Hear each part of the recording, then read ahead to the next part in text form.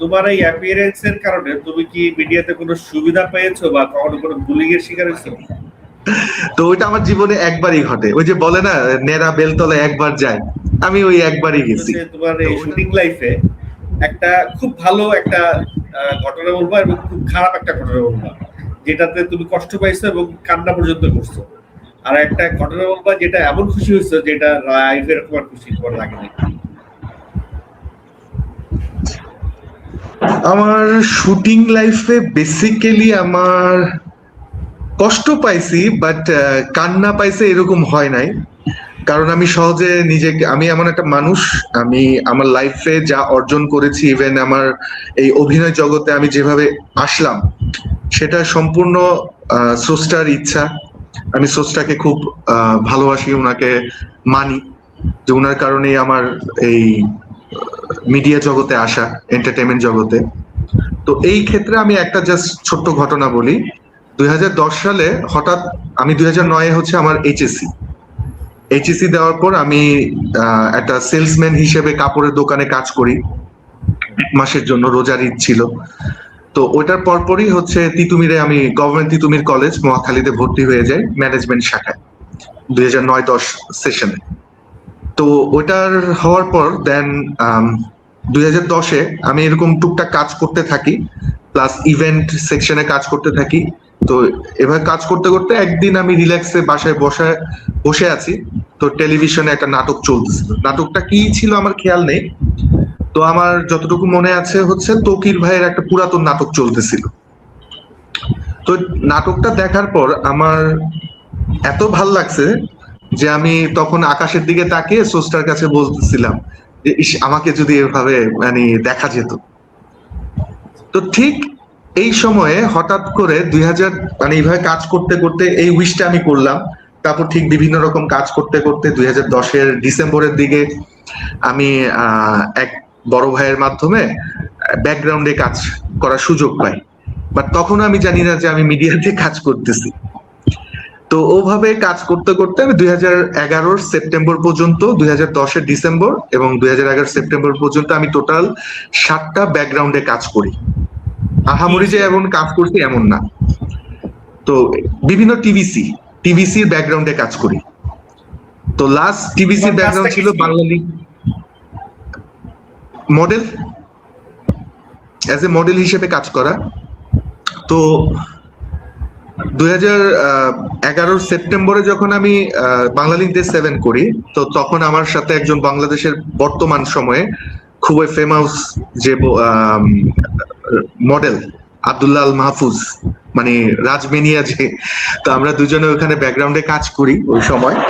তো কাজ করার পর আমরা এলাকায় সবাইকে এসে বলি যে আমাদেরকে দেখা যাবে। তো এখন কাকতালীয় ভাবে হয় কি, আমার বাসায় যখন ও থাকে, আমাদের একটা বের হয়, আমি কম্পিউটারে মাকে পজ করে আমাদেরকে দেখাচ্ছিলাম যে মা এই যে রাজ আর আমি। তো আমার মা বলে, ইস তোরা যদি একটু সামনে থাকতি, এই নিলয় ভাইদেরকে দেখায় বলতেছিল যে ওদের মতো যদি সামনে থাকতি খুব ভালো হইতো।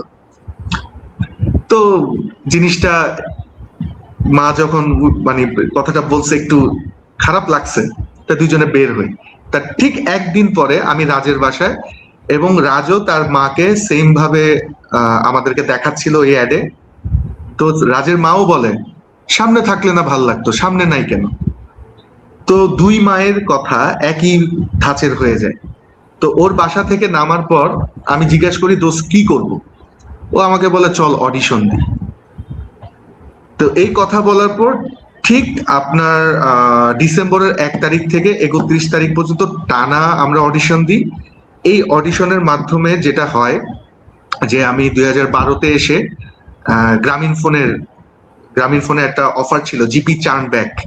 এই চার্ন ব্যাকের 2012 এবং 13 যে সেশনটা, ওই সেশনের আমরা মডেল হয়ে যাই। আমি মডেল হয়ে যাই বেসিক্যালি। আমি এবং শাহেদ ফারহান, ওই সময় সেও মডেল, র্যাম্পের মডেল। শাহেদ ফারহান আর একটা নতুন ছেলে ছিল মুহতাসিন মাহবুব।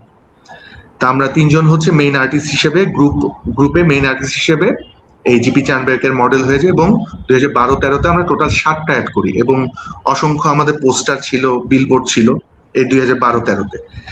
তো এভাবে করে আমার মানে মিডিয়াতে পদার্পণ।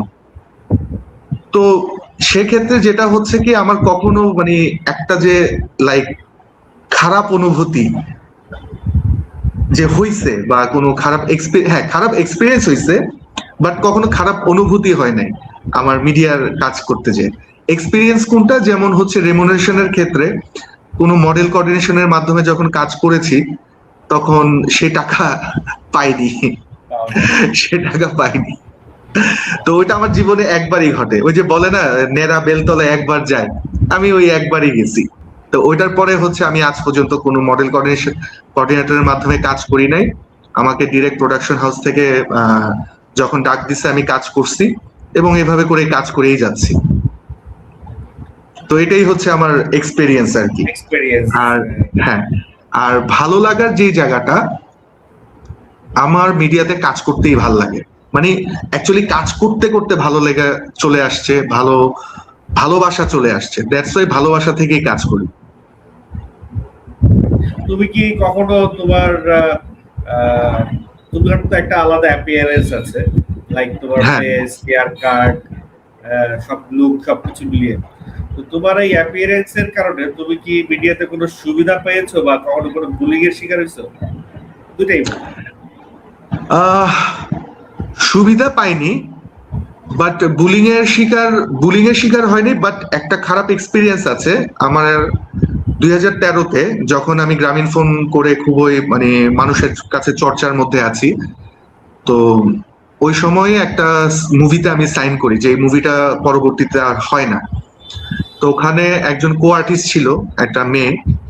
তো সে আরেকটা মেয়ে সম্বন্ধে একটা খুব বাজে মন্তব্য করছিল।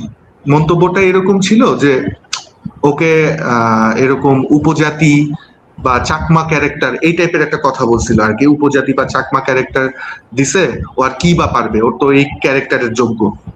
তো তখন ওই মেয়েটার কাছে আমার এই কথাটা শুনে খুবই খারাপ লাগলো যে যে একটা মেয়ে আরেকটা মেয়ে সম্বন্ধে খুব বাজে বিহেভ করতেছে, মানে পিছনে বাজে কথা বলতেছে, প্লাস সে আরেকটা জাতিসত্তাকে টেনে এই তাকেও ছোট করতেছে, সেই জাতিসত্তাটাকেও ছোট করতেছে। তো এই জিনিসটা আমার একটা খুবই খারাপ এক্সপিরিয়েন্স ছিল। কিন্তু বছর যাওয়ার লাইক 4-5 বছর পর যখন সুরকৃষ্ণ চাকমা, যে বক্সার, সে যখন বাংলাদেশের জন্য গোল্ড নিয়ে আসে বক্সিং এ, ওই সময় ওই মানুষটাই, ওই কো আর্টিস্টটাই তাকে নিয়ে আবার গর্বের সহিত হচ্ছে পোস্ট দিছিল। তো ওই পোস্টটা দেখার পর দেন হচ্ছে আমার ওই আগের যে এক্সপিরিয়েন্সটা ওইটা আমি প্রায় বলতে গেলে ভুলেই গেছিলাম, মানে মনের ভিতরে রাখি নাই আর কি, যে না একটু পরিবর্তন হয়েছে।